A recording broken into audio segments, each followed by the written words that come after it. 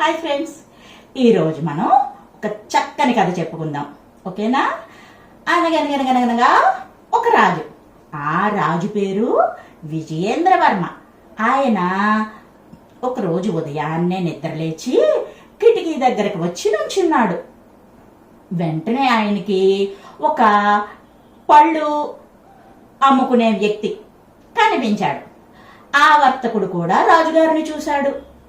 తల వంచి నమస్కారం చేసినట్లుగా శిరస్సు కొద్దిగా వంచి తన దారిని తాను వెళ్ళిపోయాడు.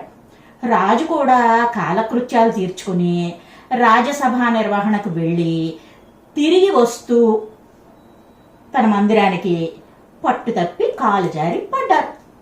ఇంకేముంది, పరివారం మొత్తం కంగారు పడ్డారు. రాజుగారిని జాగ్రత్తగా మంచం మీదకి చేర్చారు. రాజవైద్యుడు వచ్చి కట్టుకట్టి 2 వారాలు కదలకుండా జాగ్రత్తలు పాటించండి అని చెప్పి కొన్ని మందులు కూడా ఇచ్చి ఎలా వేసుకోవాలో చెప్పి వెళ్ళారు. ఇంకా రాజుగారిని చూడటానికి దగ్గర వారందరూ వచ్చిపోతూ ఏవో తమకు తోచినటువంటి సలహాలని ఇచ్చేవారు. ఈ క్రమంలో వచ్చి వెళ్లేవారి మాటల్లో పొద్దున్నే చూడకూడదు ఏదో చూసుంటారు, అందుకే ఇలా జరిగింది అనుకోవడం రాజుగారి చెవిన పడింది. విజయేంద్రవర్మ బాగా ఆలోచించాడు. తాను కాలు జారి పడిన రోజు లేచిన వెంటనే ఏం చూశాను అనుకుంటూ జ్ఞాపకం తెచ్చుకోవడానికి ట్రై చేశారు. సడన్ గా ఆయనకి పండ్ల వ్యాపారి గుర్తుకు వచ్చాడు.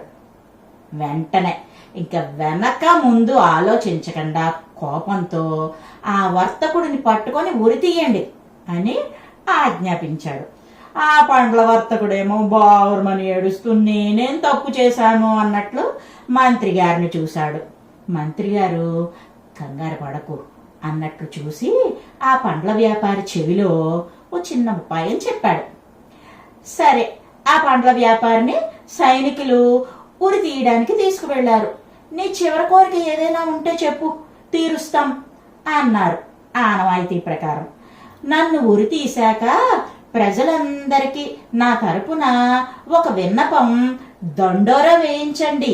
ఎవ్వరూ కూడా ఉదయాన్నే లేచి రాజుగారి ముఖం చూడొద్దని నా మాటగా చెప్పండి, లేకుంటే నాకు పడ్డట్టే వాళ్ళకి శిక్ష పడుతుందని హెచ్చరించండి అన్నాడు.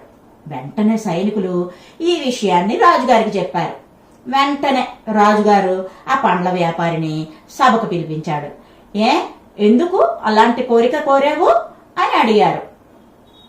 అవును మహారాజా, నన్ను చూసినందుకు మీకు కాలు మాత్రమే బెణికింది, కానీ మిమ్మల్ని చూసిన నాకు ప్రాణమైపోయే శిక్ష పడింది అన్నాడు ధైర్యంగా. అది విన్న రాజుగారికి తన తప్పు తెలిసి వచ్చింది. మన జీవితాలకి మంచి చేసేటటువంటి నమ్మకాలే ఉండాలి గాని చెడు చేసే నమ్మకాలు ఉండకూడదు అని రాజుగారికి ఆ సమయంలో అర్థమైంది. అది మనం కూడా నేర్చుకోవాల్సిన తప్పనిసరి విషయం. ఇది తెలుసుకున్నాక రాజుగారు వెంటనే ఆ పండ్ల వ్యాపారికి శిక్ష రద్దు చేసి తన తప్పుకి పరిహారంగా 1000 వరహాలు ఇచ్చి పంపించాడు సంతోషపెట్టి ఆ వర్తకుణ్ణి రాజుగారు. అదర్రా కదా, బాగుందా? మనం కూడా మూఢనమ్మకాలు వదిలిపెట్టేద్దాం, మంచి సాంప్రదాయాల్ని అనుసరిద్దాం.